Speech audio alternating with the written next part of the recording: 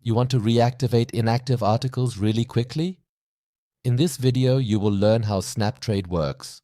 For 30 days, you can see the hidden deals on Amazon in the deleted tab.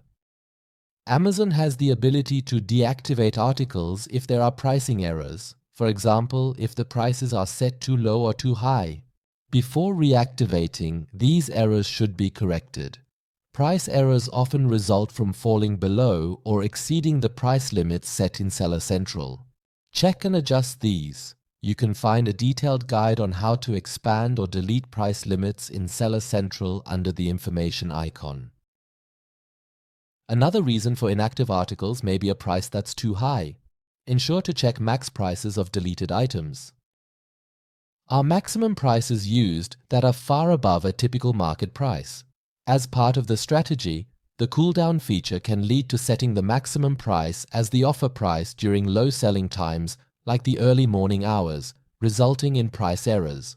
We'll explain further details and advantages of the cooldown in our strategy tutorial.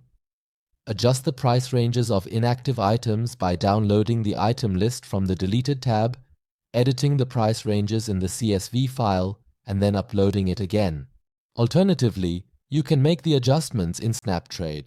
After fixing the price errors, you can relist your items by clicking Reactivate Items button in SnapTrade. The reactivated articles won't be displayed in Deleted tab, but will be shown again under All. With the steps given, you can edit inactive items and reactivate them in SnapTrade. For more help, contact us.